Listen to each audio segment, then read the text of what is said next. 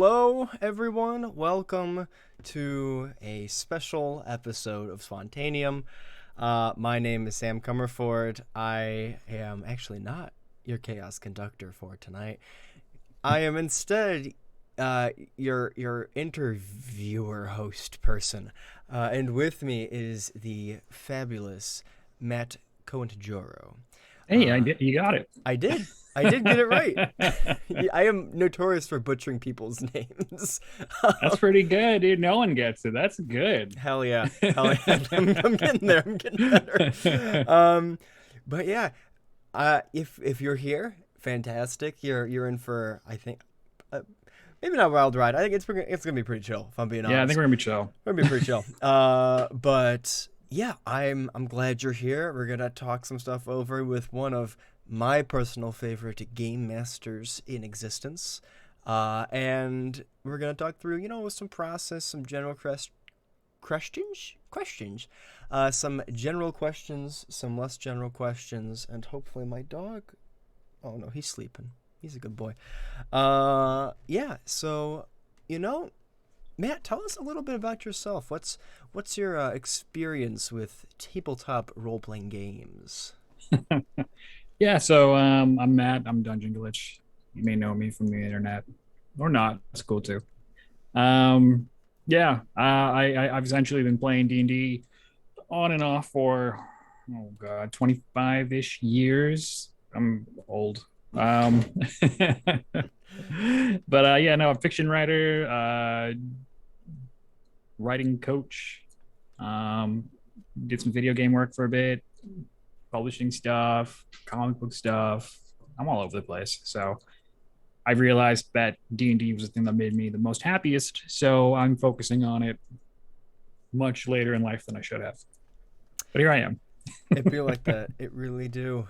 Yeah, I gotta say, this is this is a bit of a sad thing to admit, but Matt has only ever run a game for me once. If I We're gonna remember fix that. correctly. Yeah, and it was phenomenal. So he does have a 100% great game rate, according to my experience, which is pretty good. So yeah, What game was that? that was a one shot. When it was like the you made it the he made an entire mini game, like a fake Oh poker yeah, game that is actually a lot of fun, and you should just make it and sell it as is because it's just a lot of fun. yeah. But yeah, it was wild. Probably one of my favorite one shots I've ever played. Uh, but yeah, so I got some questions for you because this is an interview. So Sure, we're sure. gonna start from the top. Do you prefer playing tabletop role playing games or do you prefer running them? And why is that?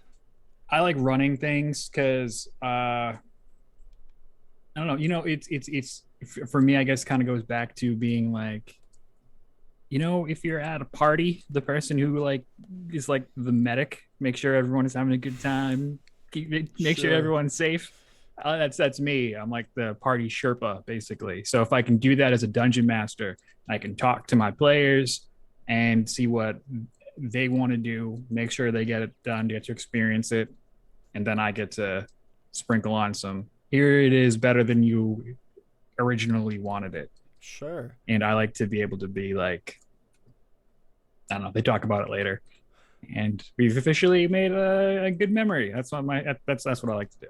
So if someone else is the DM, I'm just kind of like, are we gonna do something? What are we doing? Yeah. Listen, don't fuck up. Don't fuck up. Uh, so from what I'm reading, what I'm grasping from you, the role for you at least is what I'm hearing as a dungeon master, and don't let me put words in your mouth, but is less of a storyteller, and more of a facilitator of fun and comfort. Is that the case? Am I getting that right? Yeah. So well, when I first started as a DM, I think I hit a lot of the typical normal problems every DM starts with. But I did want to like I put a lot of pride in the stories and stuff like that. But I also like I was always torn between, hey, should I make this a surprise, or should I work with the players and ask them exactly what they want? Because we didn't have that level of maturity of, all right, you tell me what you want, we're going to do it in game, and it won't be metagame. It's like I want to surprise both the player and the character at the same time. So that I had to get really attentive and ask, I don't know, like innocuous questions of what Right. people might want and stuff like that. And when I was younger, um, there were a few times where I didn't like miss, but um, I felt like I could have expanded my, I don't know, expertise on different things and Sure. brought more to the table. So it's something you work on. It's being a DM is not a finite thing. It's a process. You just kind of every day you get a little better at it. Hopefully, Yeah, so really. definitely keep reading books. It's such a piecemeal process. I think it was a Bowie who said he was like a magpie because he would just steal little bits and pieces from different songs, different artists, different inspirations to kind of create this final project that was like this Frankenstein's monster esque bastardization of everything that ends up being unique after the fact. I think that is a very big part of DMing because I mean, my own DMing style, I can't. I'm not really sure you can really call. I can't really call it my own, because I mean, you just draw from a bunch of different places until you finally distill the essence of Samness to employ in your games and to pour down your players' throats and what have you. Um, but yeah, it's interesting that you like talking to players and that level of maturity is something that I think a lot of games and a lot of players like don't realize that is can be so important and so quintessential really to a good tabletop game because if you talk with people and you're like, hey, like even if you tell your fucking DM like, hey, this is what I'd like to do with my character, this is where I'd like to go, then they know. Then they're not like grasping at straws and whatnot.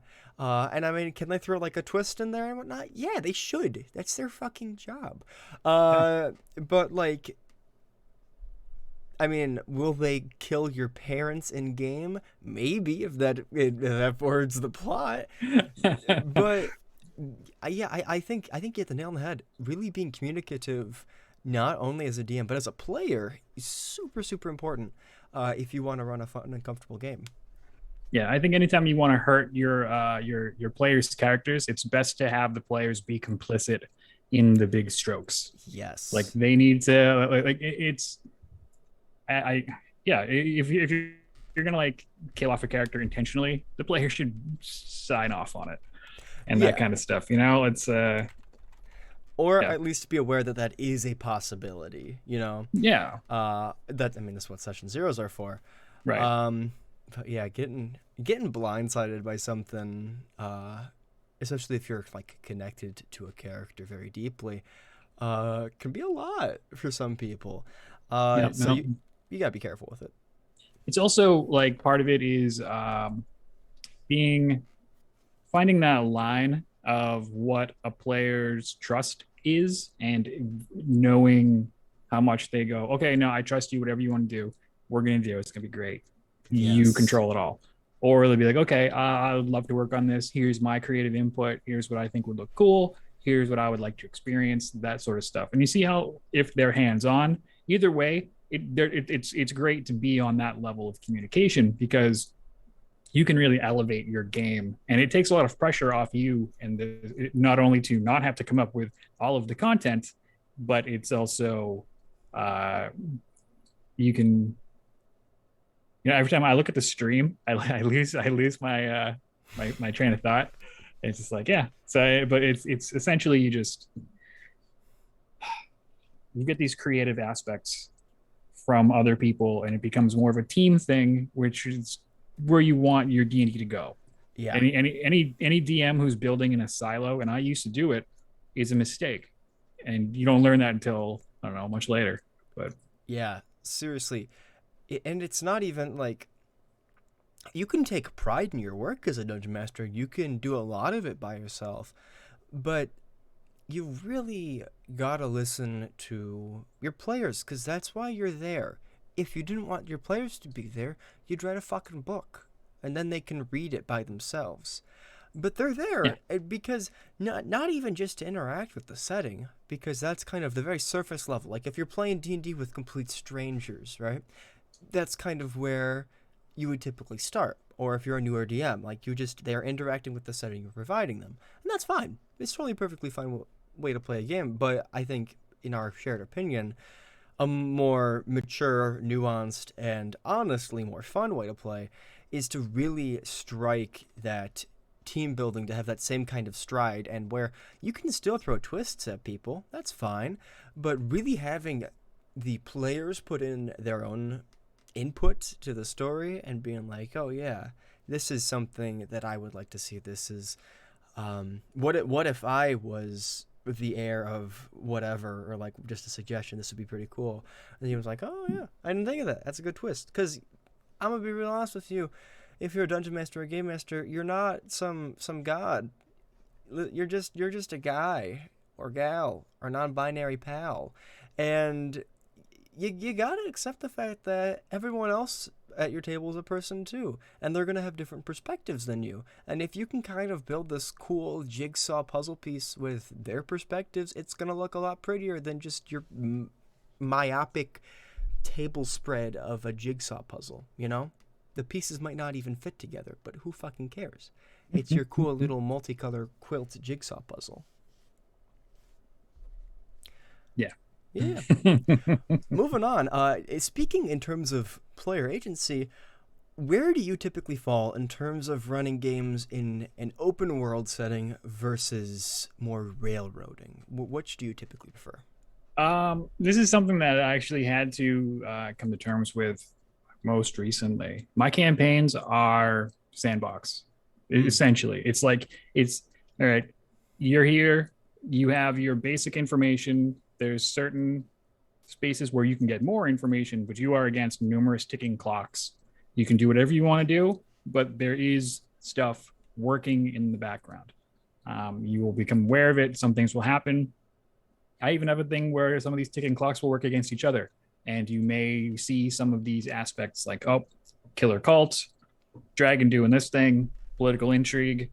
You might run into any one or both or all of those. Or you can just say, screw it. And for the next 7 sessions, we're going to do a beach session until a meteor strikes the planet. So what? Yeah. And that's a thing. So, but my one shots are entirely railroaded because they have to be. Okay. Yeah. I suppose I'm backwards almost. I Yeah, when I typically run a campaign, I have some sort of story that I have set out. If it doesn't come to be, it doesn't come to be. That's just the way of Dungeons and Dragons. But I think I think it's not just like me railroading my players to be like, oh yeah, you're going to do this.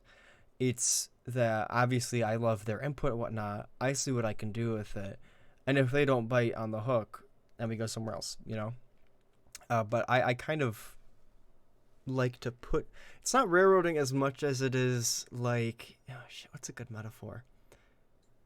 Like there's multiple roads, and some of them are paved. A lot of them are dirt roads. I would prefer you take the paved road, but you can off-road it if you want in your tiny little sedan. That's up to you.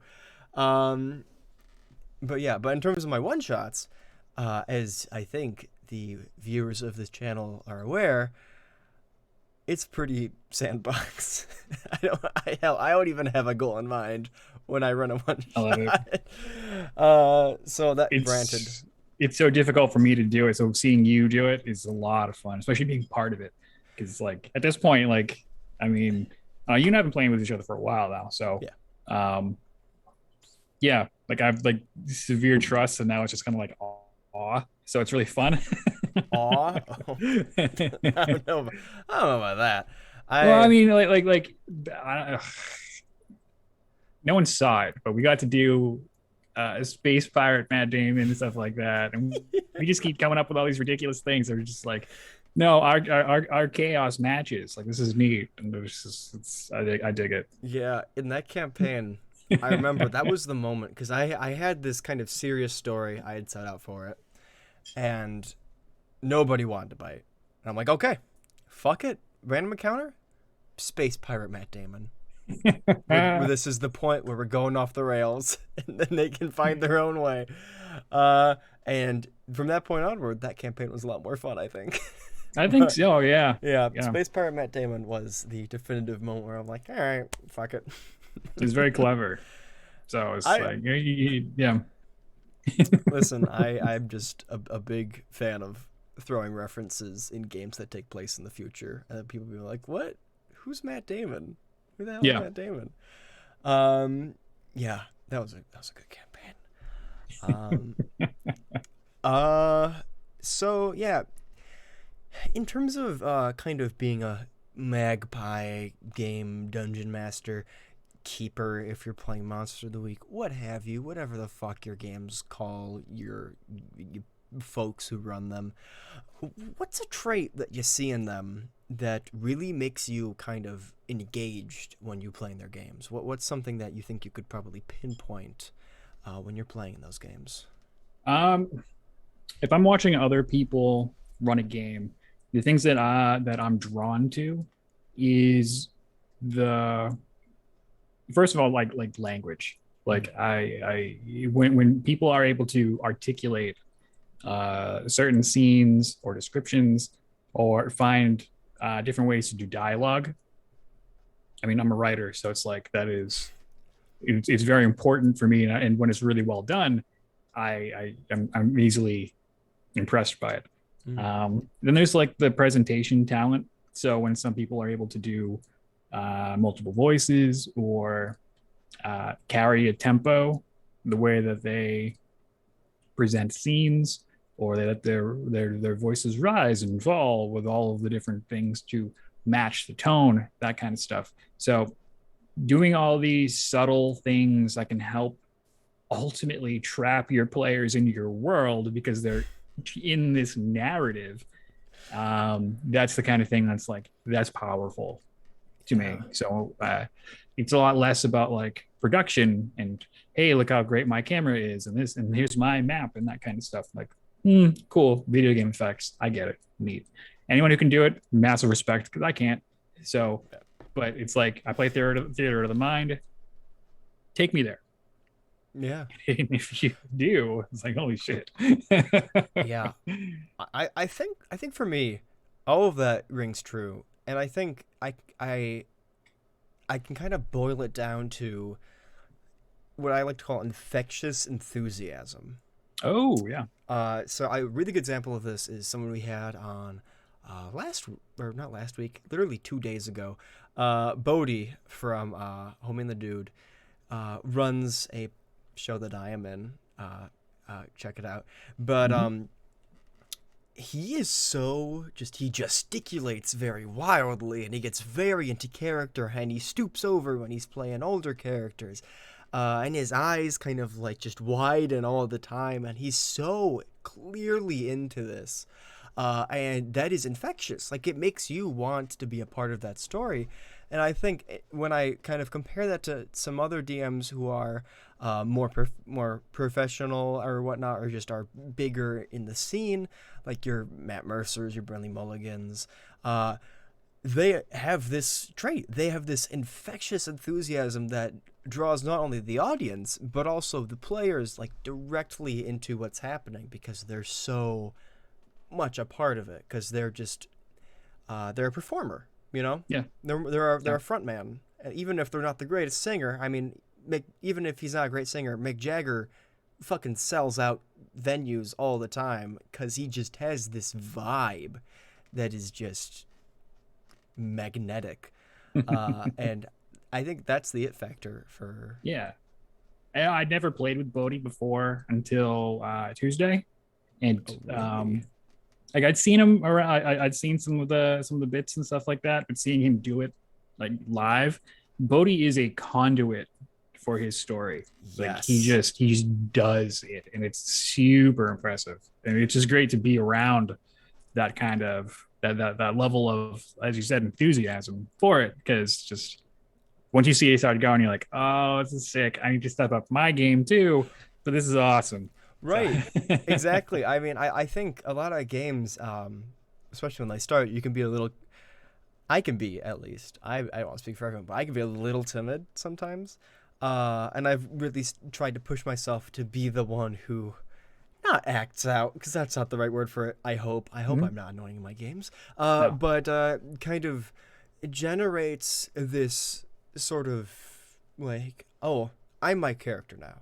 This is how it's gonna go, and I hope everyone else kind of gets into character, and really just sort of runs with it, because then that's a fun game. Obviously that's not on the player. That should be on the DM too, as we've been discussing. But yeah, I think those are all pretty good traits for a dungeon master. But that brings us to the question more directly aimed at yourself.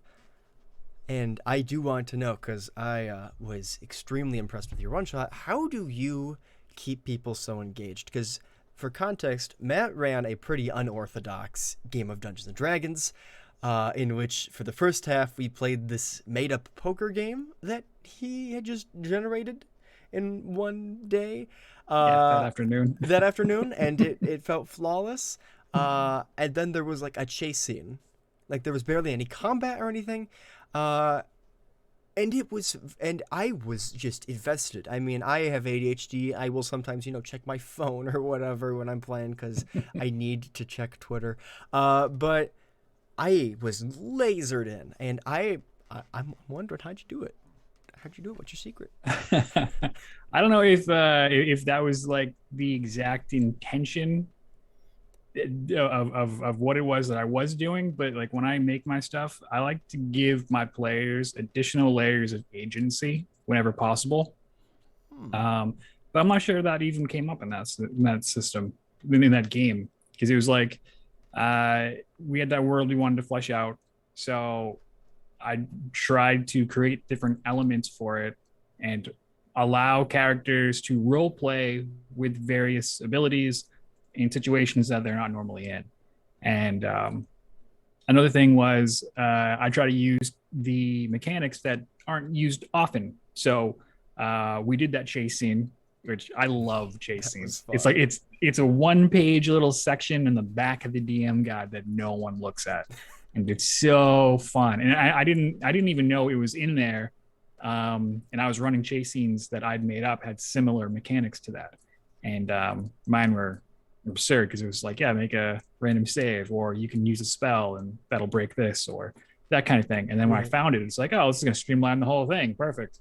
And then when we did get into the one fight, it wasn't even like pure combat. Well, it wasn't like traditional combat. Like It was a gang of level 1 thugs that had coordinated fighting that were using not regular attacks. So like I think because we were touching on new things so often that you kind of had to pay more attention, that you were learning as you went. Right. And as we did that, I think that kept us engaged. I don't know. I think especially you can have low leveled enemies still be scary if you give them wacky ass moves. Because having a bunch of goblins just take the attack action every single turn, it gets old really fast.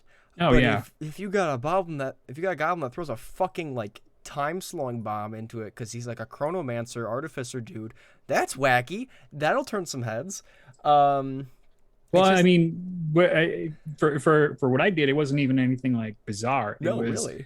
It was aid person, shove, and grapple, and that was it. Yeah, I mean, really, I took that the entire other direction, but having just even that control is really smart. Because, I mean, even if level 1 guys get advantage on you, that could be curtains sometimes. It almost was. I almost was. You cut one in half. Otherwise, I had Mark. One in half. Alex. Yeah, that's right. That was a really good one shot. I'm still thinking about it. And I'm excited for whenever we release whatever that is that I cannot talk about. Yeah, we can't talk about it. It's all secret. I want to though, but we can't. Yeah. Dude, I'm still singing with the Gale voice, and it's so fun. Wait, no, redact that. That's not a part of the stream. Forget you heard No. that. Fake news. We're gonna move on to some more general questions. Uh, what is you think? Wow, I didn't word that in a way that was English. What is the best way you've seen a spell used? Like most In my creative? notes. So I was in a one shot with someone, I don't remember who. It was a long time ago. And we had a rogue that was picking a lock, and it was a difficult check. And to aid other, I believe it was either a cleric or a bard, someone used what's that cantrip that enhances sound? Oh, It's like, thaumaturgy. yeah, that's the one. Yeah, yeah, And he pressed it on the lock so that the thief could hear the ticking inside Oh, it better. that's so cool. That was super creative. Wow. Well, I got it. Shit, I gotta Yeah. get my rogue thaumaturgy. That's brilliant. Yeah, it's like, yeah, just take advantage. I'm like, yeah, I would too. That, Take an inspiration point. Holy shit. yeah, really. Whoa, I'm reeling from that. That's a really good. It's a use great of one. that spell. Yeah. Yeah, I really like players. Like even if you fuck around and find out and do something really creative, I'm gonna reward it anyways. You know, like who really did that? I think you did actually. In a one shot I was running, where you put the anti magic. Oh. Like there's this anti magic collar that Matt's character put on like this resurrected dragon that just basically killed it. And I'm like, well, fuck. I can't really say no to that. Yes, Well, the reward of so fucking around is finding out. This is true. Yeah. Yeah. That was fun. God, that was wacky. Speaking of characters and their fun moments and memories, do you have a favorite character? I know this is such a difficult and mean question to kind of level at you, but do you have a favorite character? I'll make it more general if you'd like, that either you've played or that you've seen played. Nah, I'd have to be one that I don't know. It's tough. Like I admire so many characters, not only Sure. like the ones that I make, but many that other people make and then perform great. So, my favorite character for me that is mine. God damn it, I have a couple, which is not the answer. And so I have a fighter named Von Folt, and he's just a champion fighter, super basic. He's a businessman. He just comes out, and he's a hero though. That's his thing.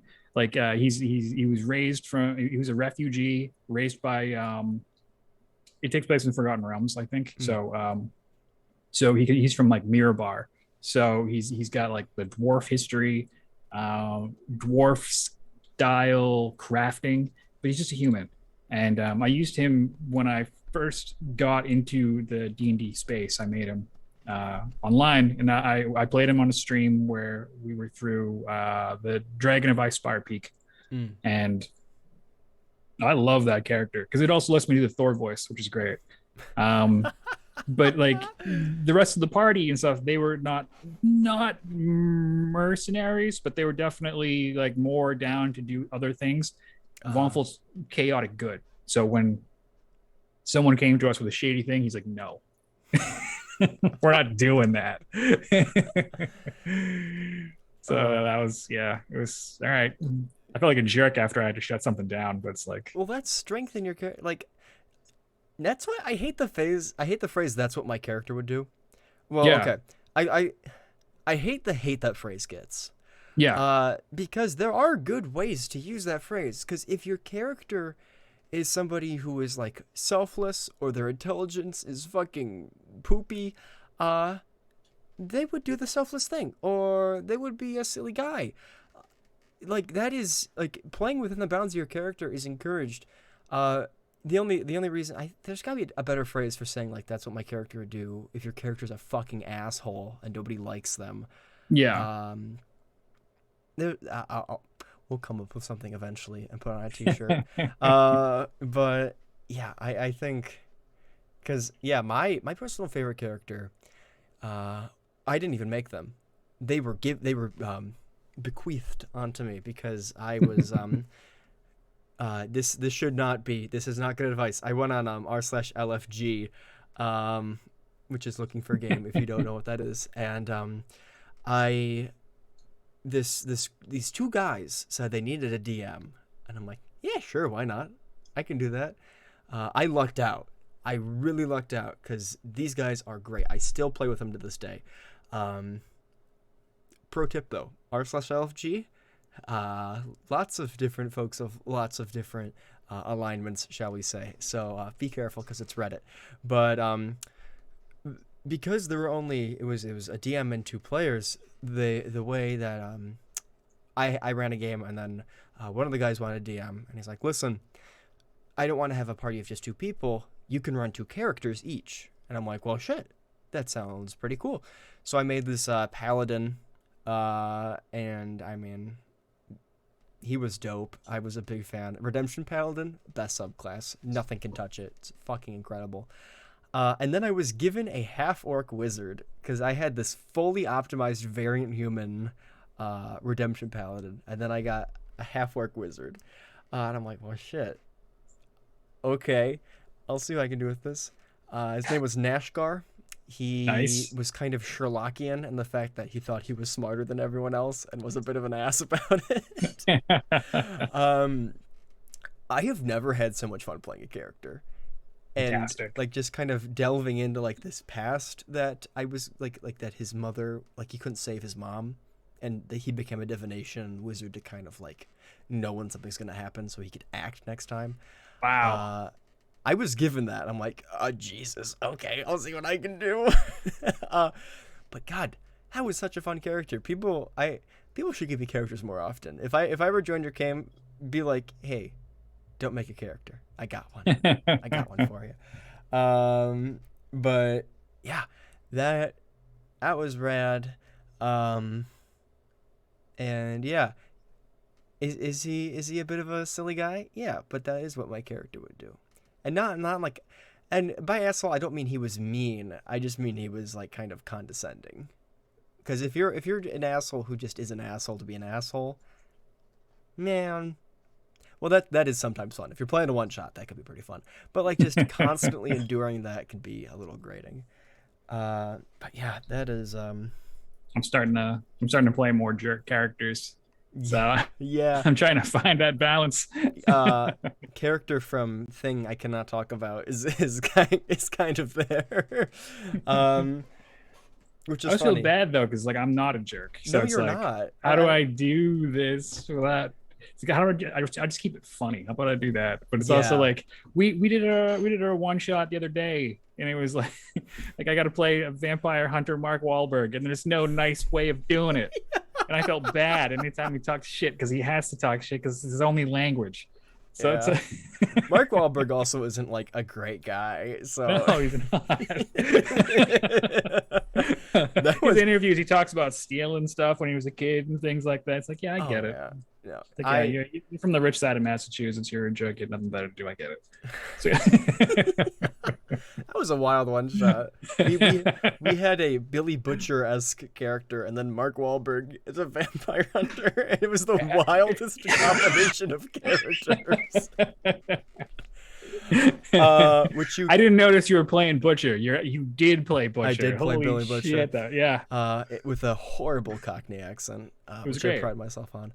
It was fantastic. But yeah, actually, you can check that out when it comes out as a Pride Month one shot soon at Roleplaying. But because yeah, we actually recorded that one.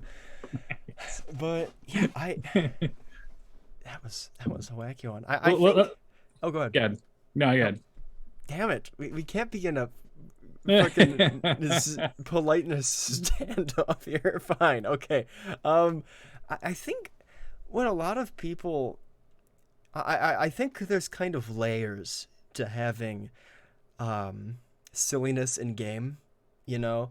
Because I mean, you can have a game that's like, oh, we're taking this game seriously.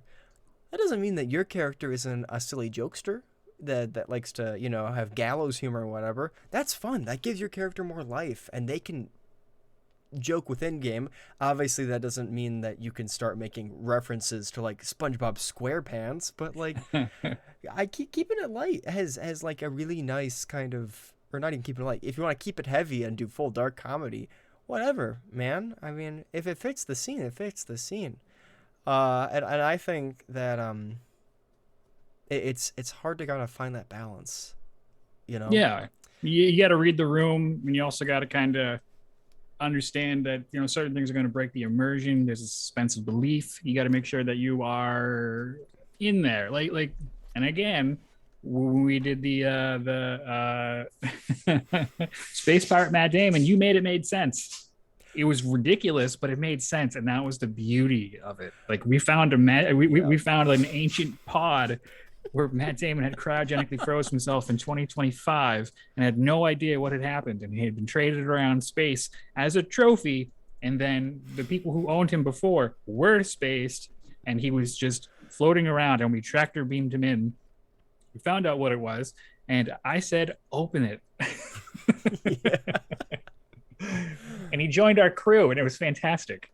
Oh yeah, and he ran your space pirate TikTok. Yeah, that was a fucking wild campaign. The more I look at it, so good, dude. It was so good. Yeah, I think that's another thing that is so hard to balance as a DM, and I really do struggle with this because I do like to get a little wacky. Is that suspension of disbelief? Because you can have crazy ass shit happen. But I mean, if we're playing a Faerun game and Thomas the fucking Tank Engine descends from the clouds saying, "It was me." Like a Skyrim mod. Yeah, the Skyrim where the dragons are Thomas the Tank Engine. Yeah, Thomas. I'm also I'm not opposed to working that into a game and then explaining where it came from, because that also in itself becomes ridiculous. You're in a video game and it's modded. That's the explanation. Yeah, Yeah, oh man. Yeah, it's hard to balance because you can have crazy stuff happen, but being able to kind of explain it is where the art. I'm just kidding. No, I agree so with pretentious, that. But I agree with that though, because it's like it takes a certain level of skill and trust and imagination to do it, and then you also have to like it has to mathematically work. Yeah. And and that's the thing about fiction in general. Like there's that term stranger than fiction, or where things like our fiction can be too realistic, or it won't work in real fiction. Like a lot of reality doesn't work in real fiction because it's too bananas. Yeah. And you got to find things to perfectly encapsulate it so it's still entertaining, fun, makes sense, everything else. Because too wild is just unbelievable. Yeah. Yeah, I think I'm gonna bring up a show that I've been watching. I just got back into it. And I'm gonna regret saying this because the fan base is a little rabid, but JoJo's Bizarre Adventure, I stayed away from that for a long time because the fan base is just a little kooky. But the show is really, really good. It almost is structured like Monster of the Week. That's kind of yeah. But like, so they have these things called stands, which is like their soul but it could do cool shit. And I swear, they have some of the wackiest fucking abilities. It makes. If I took it out of context, it would make no sense. None at all. It'd be like, how does this have anything to do with the show? But if you've been watching it, like, they build on that suspension of disbelief. And instead of, like, pulling it taut, they keep stretching it. And they keep stretching it. Because you can have, like, the way they really play within the rules they set for themselves. And if they break a rule, they give a reason for it. And then they can kind of build on that. And everything is explained in a way that makes sense within their world building, which a lot of really, really good fantasy, sci-fi, whatever, series do fantastically. Yep. I'll which is check it out. something that I'm trying to master as a DM. Because like, if you could do wacky shit and then explain that wacky shit, inject that into Well, my veins. I think part of it in that was that you would have to create a system, like a magic system or an ability, like a quirk system or something like Yeah, that. Because the current system of like 5e doesn't really allow for it too much because everything is more or less simplified down. These are the rules, yeah, that kind of stuff. But if you get super creative with things and your DM is okay with this uh, chemical experiment of all these different rules, you could potentially do it. But you would also need your players to be into that shit as well. yeah, 'Cause yeah. I mean, I am such a big proponent of Frankensteining any game I'm in. Like I do not understand rules purists. Like I can see where they're coming from. I can understand why you'd want to keep. it's fear. That's what it is. They're afraid to deviate. These are people not meant to be explorers. They never step away from the shore. They don't know what art really is. they, I mean, they look at the toilet I've leaved in gold and they say that's not art, and I say art's subjective, motherfuckers. Yeah, why the hell would you not draw from other games? Like my I think the favorite, and I mentioned this on a show I was on last night.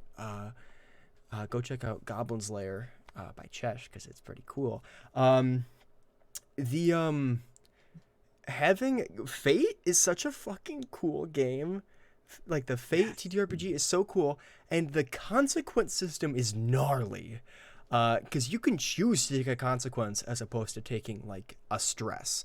So I've kind of poured that into 5e for like a house rule where, and my rule is if you take a significant amount of damage and you don't want to take all of it, I will allow you to take half, but you're gonna take a consequence, e.g., you lose your fucking arm or like something grisly. So like that stealing from other stuff is cool. I like, and I get the whole like, oh, play another tabletop game if you're playing in space. That makes sense. I mean, if it's more optimized, it's more optimized. I get it. But if I want to optimize it to my own experience, I'm gonna cut and paste till it looks like a serial killer's note made of magazine cutouts. It's gonna be wacky, but hey, it's gonna say what I want it to say, you know? When you first mentioned that, one of the things that it reminded me of is I have a reoccurring character that falls into all of my campaigns because he's a running gag from D&D Modern, from old school games. So I ran a campaign. Well, I was in a game with some of my old friends, and there was a character that when it ended, we just kind of ended it. He'd fallen through a portal. So anytime I had games, he would appear in my D&D worlds or any of my other games, and he would still run on D&D Modern rules, whether he was a player character or or he's in 3.5 or Pathfinder or anything like that. So he gets to continue to use his modern abilities and his guns and all of his abilities and all that stuff as he goes, because his story to me is continuous and it's linear, and he still exists in all of my worlds right now. And every time he lands, he's so furious that he can't get back to where he's going and can't stay anywhere in one place. And he's at this point, he's like, if you're an X-Men fan, he's like Cable if he was cursed to jump from world to world. Oh no! Voiced by Josh Brolin. Yeah, yeah.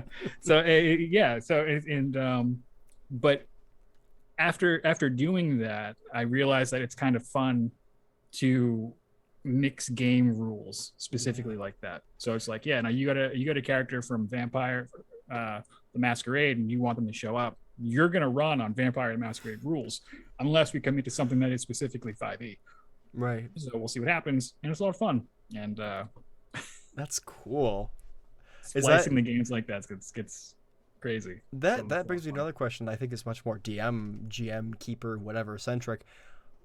what is your favorite NPC you've ever made? Is that it or?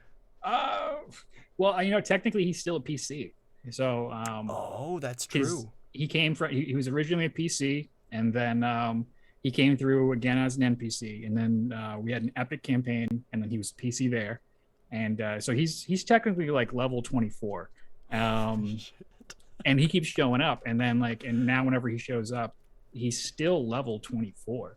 So it's like it's just he doesn't want to do anything because he doesn't see the point. Right. And he ended up in this one apocalyptic world that I made, or 5e for just ridiculousness.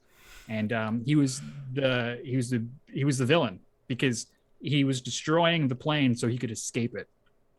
And Oh. it's like there's a giant hole in reality, and I'm going to get us through it, and you're either with me or you're against me, and I don't have time to put up with you thinking you're right.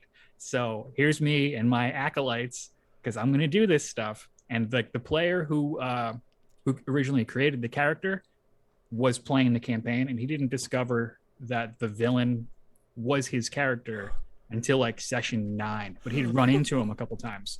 And me being a jerk just put like all the different little clues of everything around, and he said once it hit him, it was like a thunderbolt. It just hit him, and just like, this is the greatest thing ever. I'm like, that's what I want. So That's fantastic. God. yeah. So Yeah. I I think I don't really know if I have a favorite NPC. I have a lot of ones that I'm very proud of. I have I play a Western Red Dead Redemption 2 inspired 5e campaign. No, it's not Deadlands. Fuck off. It's a ton of fun. I run it for the aforementioned LFG group. And the Dutch van der Linde inspired character is like this like tiefling dude. And obviously I use the voice with the voice cracks and what have you. And he was like he was the leader of the gang that the party's a part of and whatnot for the entire thing. And then he betrays all of them. Like full tilt, like takes over the entire world himself using some wacky demon magic. And literally taking a year, like I knew this was gonna happen from the beginning. I knew he was gonna betray him. And taking a year to like I'm not a great liar, but taking a year to kind of like be like, yeah, you can trust him. You can trust him. Was so difficult, but oh my god, did it pay off? Oh man, that was a good one. That was a real good one. Do you have a favorite voice that you do? Oh shit. Uh, You do some great voices. Oh, thank you. I have some. I like doing kind of an aristocratic British because it's easy to kind of fall back on when you're just having a very kind of, you know, smart character. I don't know why I conflate it with intelligence, but I like a good high pitched voice because I'm a tenor myself. They're easy for me to pull off. But one that I've recently been practicing a lot is like a really kind of low, like double tone gravelly voice, like almost like a metal singer, and it hurts, but it is like if I get it done the right way, it's very satisfying. I'm a big fan The of vocal fry. the vocal fry, but like Yeah. levels of it. I'm a big fan of that. I like doing Shaggy. Shaggy's just easy. I can do a pretty good Shaggy. But yeah, I can't do accents super well. It's more characters. Like I cannot do. I'm Irish. I can't do any Irish accents to save my hide, and my dad is so sad. But yeah, it's Well, now that you mention it, I got another question. So, when you're making a world and all the characters are from the same place, does it make sense for them to have accents? Because if you are doing characters, yeah, that's probably a better strength than inserting accents where they don't need to be, because it's starting to feel like, now that I'm thinking about it, a crutch in character creation. Like if just because I slap a half Russian accent on someone doesn't make them interesting. And it doesn't make me doing the proper voice. Is Is that right? I guess I think a lot of distinction between different characters, I mean voices, they're great, but cadence is so huge Yep. for characters and how they talk, what words they use, how verbose they are, whether they use like even some of the smalls, if they use contractions or not. That could give them a whole different like if you're playing an android, don't have them use contractions. They'll sound a lot more robotic. Um, I just like the little stuff like that. Granted, do I think about that all the time? No. Do I try to? Yeah. Um, but it's a lot of really, really small things, I think, that kind of come together. Because I know if I get stressed or overwhelmed, I just talk faster with any character that I'm playing. Like, even if they're meant to be, like, some very intimidating character, I just kind of slip into myself doing a voice. And I'm like, shit, that's not how they would react. I gotta kind of go at that in a different speed. Uh, but yeah, do you have any favorite voices slash accents?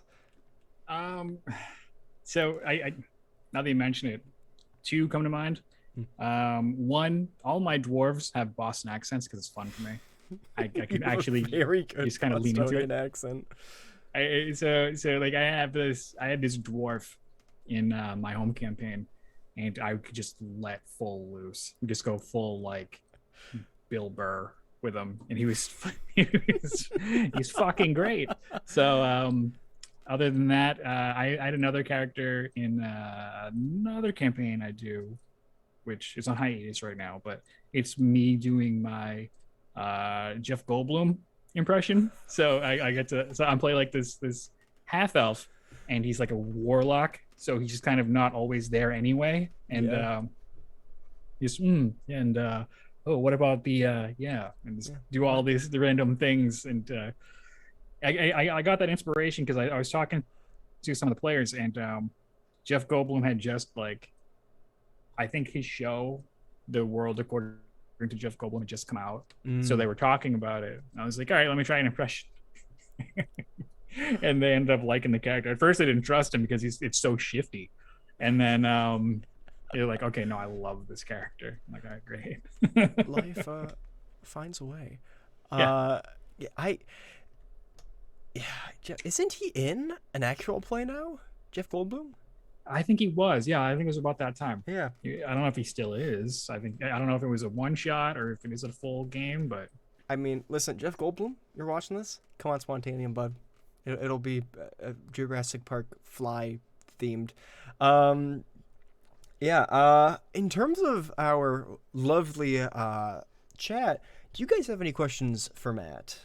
Yeah, I've never done an AMA, so if anyone, I'm putting you on the spot.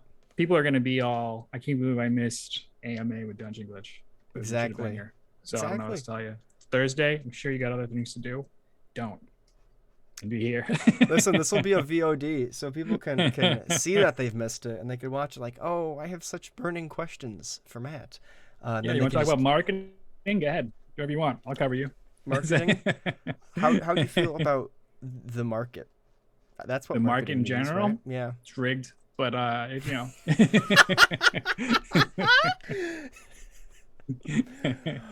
Yeah, God. Anyways, escapism. That's a good part of.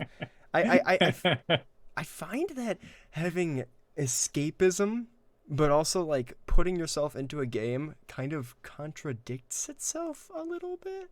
Like if I'm playing a character that has a lot of like I'm trying to cope, I'm trying to figure out that I'm a little gay, you know, which is a little bit of how that happened, but just trying to kind of find that out. But then it's like escapism. It's this weird kind of paradox, because if you're using escapism, you're trying to be a little less like yourself most of the time, right? But at the same time, you're trying to be not even necessarily a more competent version of yourself, but just somebody somewhere who is doing something that matters, you know? Yeah. And that's why I think TTRPGs have such a big appeal. At least for me, they got me out of a real dark place because I felt like I could do something. I had some tiny little fraction of control over Yep. this character. Um, And the problems are on your terms. exactly. And You know? I Yeah. can't fucking Eldritch Blast my depression. I wish I could. How rad would that be? But I yeah, get you some mushrooms. So nothing a little hallucinogens wouldn't solve. it'll Eldritch blast those right away. No, You'll be yeah. fine. It'll be great. I think I have a warlock patron now, man. Those were some wacky shrooms. There you go. Yeah. Yeah. Yeah. I gotta try shrooms at some point. I'm not a drugs person, but my dream, my dream is, if he's listening, hit me up, is to trip shrooms with Jack Black. I want to do that. I don't know why it sounds so appealing to me. Jack Black. I just want to be Jack Black. That's all I'm looking for here. I mean, the man's confident. He's funny as fuck. He's just he has this aura of just dude, and I want that. I'll steal it from him, Space Jam style. I'll do it. It's well thought out what he does too, because he's considerate, and he's performing, and I read something about him and his personality and the way that he does everything like that. It's really, I don't know, if I find it, I'll send it to you. It's fantastic. I'd like to read that. Either that or the Guy Fieri of the tabletop space. I think I could. That's what I'm going for. Guy Fieri. That is, if I can be the Guy Fieri. Yeah, that's Guy Fieri and Jack Black are two sides of the same coin. I mean, if you gave Jack Black frosted tips, he would probably just be Guy Fieri. The dude abides. Damn right. Fucking love the Big Lebowski. I think Alex Judula, who's on Role Playing, said for my birthday he's gonna run a Big Lebowski one shot, and nobody has ever did something that nice for me. That is my favorite film of all time ever. But yeah, this has been great, Matt. I had no doubt that you would be attentive and a very good interviewee, as it were, because you're so interesting. That's really all the time we have for tonight. We're keeping it nice and short because, we're on the road to affiliate, baby. Again, the stream is sponsored by Matt Steele. You can buy a shirt with thing you like on it, or mug, or sticker, or a bunch of thing you can get with thing you like on it for 15% off with Spontaneum 15. That is Gemmed Firefly. It's pretty fucking rad, if I do say so myself. Those are comfy ass shirts. Matt's a shill for his own company. Look at him, boo him. Corporate shill. No. If only. Right? If I could call this selling out, that'd be dope. But yeah, you should buy the man's shit. I'm being frank with you. If I don't see any of you, if I see you on the street, and you're not wearing a Jim Firefly shirt, I will. I'll taser you. Do the little finger thing into your side. Be like, "Ha! You got tased." I promise. Mark my words. But yeah, that is all the time we have for tonight. Thank you all for tuning in and coming. Again, if you didn't catch this and you're watching it as video on demand, hello, future. Watch Spontaneum. It's silly, it's wacky, it's fun, and you should follow. Maybe, please follow below. And yeah. No, really follow. Do it. Just hit the button. Make sure you get the notifications. Yeah. This is gonna be huge. What are you doing? You didn't miss out on this. Like you're in at the ground floor already. You when you step away and then watch it go off. And I missed the rocket. Like everything else in my life, I was too afraid to commit. He's playing with Matt Mercer. Whoa. I could have done something with my life, but I was too much of a cat. No, I'm Sam Comerford. Matt, where can we find you and your things? I'm on the internet. Yeah, Okay. No, I was great. Yeah, no. So I'm Dungeon Glitch on Twitter. I'm really everywhere, but I don't check everything ever. Like if you hit me up on Facebook, I'm gonna notice next year. You can email me. It's on my thing there. It's my profile for anything random, I guess. But yeah, no, I make music. I make shirts. I'm trying to make game stuff. I'm just lazy. I'm Truly distracted. a jack of all trades. Yeah, I'm starting to hate it because it's like I'm learning all these like different things, and I keep getting like it's not like the ADHD like, oh, here's a little bit of this, and it's like it's more like I'll pick something up and then I'll go down the rabbit hole, and then like it's Monday and then it's Thursday, and I will have spent too much on it, and then Yeah. and then it's like, oh, well, all right, I got this other thing I got to do, so let's maybe shore this up first, and then it's like, oh, I'm gonna learn from these people. Yeah, it's great, but Yeah. holy smokes, it's exhausting. You don't sleep, Yeah. but Yeah. You should yeah. listen to Matt's music to chill/study because it's some good lo-fi beats, man. It's good stuff. Have you heard the new album? I think I sent it to you, right? Yeah, that's good stuff. That's Yeah, kind of like a bit of a cyberpunk vibe to it a little bit. a little bit. Yeah, Yeah. it's like a little. It's got more vocals. Yeah, it's good. I'm a big fan. And I don't know, I don't know I'm when not it's coming even a out. big lo-fi guy. I'm a big soundtrack guy. I'm like, damn, that stuff kind of slaps. Anyways, my name is Sam Carford. I don't make music. I did for Spontaneum, and you can tell that I don't do it often. It's awesome. it's- Make sure you tell Sam how good it is. Please do not. I cannot handle compliments. Yeah. Make sure you tell him. Put it in the comments. You can find Put me it on the Yelp on review. Twitter at us at SamCumber424 and at our role playing if you want some shitty ideas. I'm also on multiple podcasts And podcast. and podcast and Homie and the Dude podcast and a special secret project, maybe, mayhaps, but we'll talk about that later. So as always, I'm Sam Comerford. This has been a kind of Spontaneum, and it's been so nice having you here, and we will catch you next time. Yeah. Bye-bye. Bye.